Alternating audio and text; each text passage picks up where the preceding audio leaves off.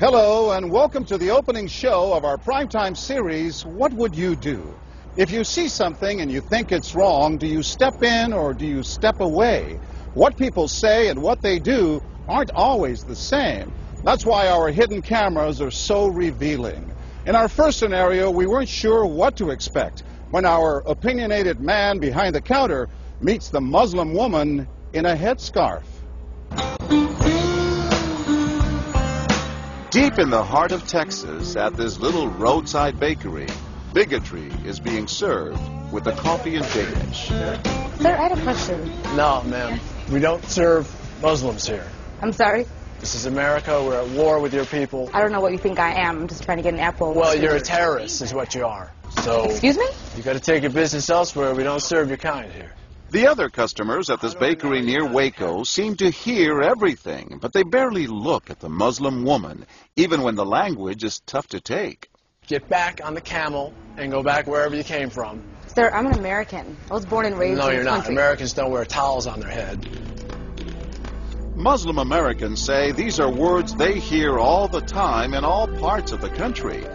But here at the bakery, what the customers don't know is that this Muslim woman and the man behind the counter are actors. The bakery is working with us, all part of a primetime hidden camera experiment on prejudice and patriotism. Please take your business elsewhere. Am I asking too much? When no one even tries to help her, she makes a direct appeal. Sir, would you mind ordering me an apple strudel? That's why I'm here. I can give you the money. I have no problem. That's not a problem with the money, Please no, sir. Huh? I'm not going to let you have it. But when he gives her the cold shoulder, she finally just leaves. You could have helped her out. You could have spoken up. Why not? Me speak up for her? Well, if he would try to do some harm to her or something, then I would have. But why not try to set him straight? I really think that a person that owns his own business should be able to say who they sell to. She's not American. Others seem to agree with our actor as to who's an American and who's not. Is it all based on the way we look? I'm an American citizen. I just would like an apple strudel, please. Well, I'm sorry. Then why don't you dress like an American? You're so American. This is for religious purposes, sir, and I don't think you have any right to say anything. So I'm religious. I don't wear, Halloween costumes around. I mean, am I wrong here, sir? Not me. I run my business the way I want to run. That's right. Don't come in here with that shoes and skirt on. This customer is adamant that the man behind the counter is doing the right thing. I'm ready for you. But the fact is, it's against the law to deny service to someone based on their race or religion. My name is John Quinones, and I'm with ABC News. What did you think of what you heard here? I didn't hear anything racist. He told her he wouldn't serve her. Well, he can say he wouldn't serve you if you come in here barefooted without a shirt on. But she wasn't barefoot or without a shirt on. Well, she wasn't dressed right. What do you mean? If I was running a place, I'd do the same thing. You wouldn't let Muslims shop at your store? I sure wouldn't. We never expected customers to be so candid. How do I know you don't have a bomb in there? Watch what happens this time when, once again, our Muslim woman is denied service. This is not right. And again leaves. I mean, we reserve the right to not serve. That's right. Certain kind. That's right. That's, I appreciate seeing that. I think that's the first time I've ever seen that. He not only commends the man behind the counter for his discriminatory behavior, but he gives him the thumbs up, not once, but twice. Good job. All right. As he leaves. Sir, can I talk to you, sir, for a second? But when I approach, Sir, we're with ABC News. there is no thumbs up for me. We staged a little experiment in there to see how people would react to that kind of attitude. You're not an American.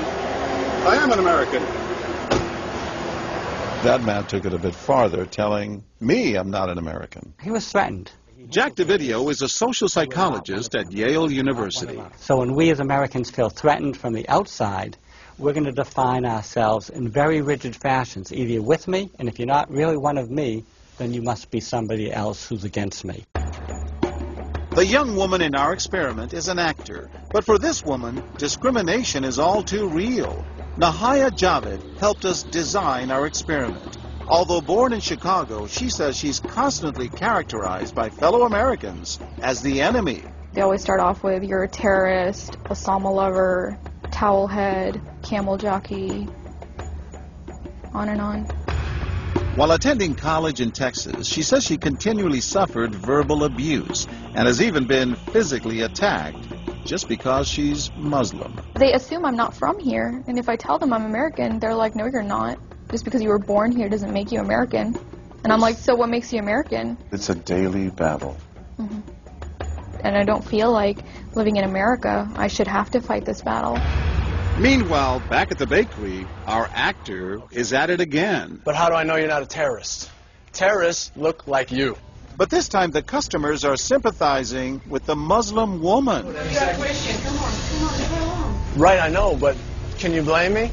Yeah, I can't blame you, actually. Why? What's the problem? All right, we'll get out of here. You need to go yourself, actually, what you need to do. Okay, sir. I'm a good American, all right? We're at war with these people. My dad's a veteran. Go yourself. So is mine. And he's not the only one who walks out in anger. You need to stop segregating against people. It's wrong. Excuse me? She's an American. No, like you're a bad American. Time and again, people speak out with their pocketbooks. You lost a couple of customers, just so you know. But look what happens when this man threatens to leave. You're not a good American, sir. I believe I am a good American. My son just came back from serving in the Army for over a year in Iraq, and that has nothing to do with her rights. I understand that. Thank you, sir. And I hear what you're saying. But I can't believe you would be so discriminatory. I'm deeply offended by that. I'm sorry to offend you, sir, but I've got to live with myself. Seething, the man vows to fight back. I will let people know this. I've stopped here every time I come by this place, and I'll never stop here again.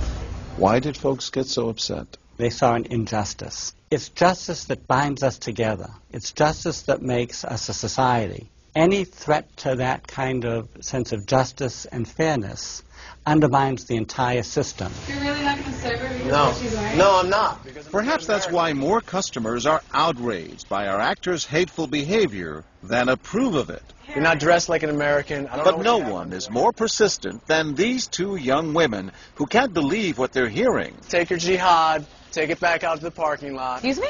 I mean, I got to protect my customers, okay? You're really offensive and disgusting. Well, I'm sorry. I'm just trying to protect you here. Thank because you. You're don't know sick. Dress like that doesn't mean anything. This is a different How do you know? culture.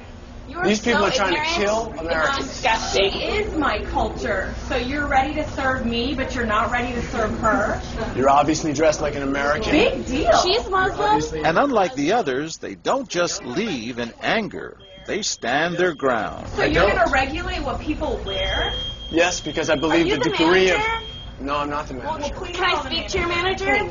I'm John Quinones with ABC News. It's only when we catch up with our heroines that they finally let their guards down. I'm with my friend who's, Muslim, and it's, I've just seen how people treat them differently. And it really hurts me. Just watching them stand up for what they believe in touches Professor DeVideo. In a way, they defended America, and I was impressed by that, because they wanted this to be a just society, a just place, a just bakery. I'm John Quinones. And remember this man whose son served in Iraq? He's also moved to tears. Every person deserves to be treated with respect and dignity. No matter how In they're every dressed. situation, no matter how they're dressed. Never have we seen reactions so polarized, from a thumbs up for prejudice to an emphatic thumbs down. Go yourself. Two different Americas, both convinced they're patriotic. At the end of the day, 13 people stood up for the Muslim woman, while 6 sided with the clerk. But the majority of the bystanders, 22, did or said absolutely nothing. That's what's most frightening to Muslims like Nahaya, who was watching our experiment. In fact, so frightening that they often avoid going out by themselves. It's really sad because I'm old enough to be able to do things by myself. I shouldn't need a chaperone all the time. But that one time that I'm alone and something bad might happen, I'd rather be safe than sorry. Hi, I'm Nahaya. It's no wonder this young woman was so moved by the people who came forward to protect a stranger who just happens to be Muslim. Thank you so much for what you did, and I wish more people would do these type of things. And I do too. It would make my life a lot easier. God go with you.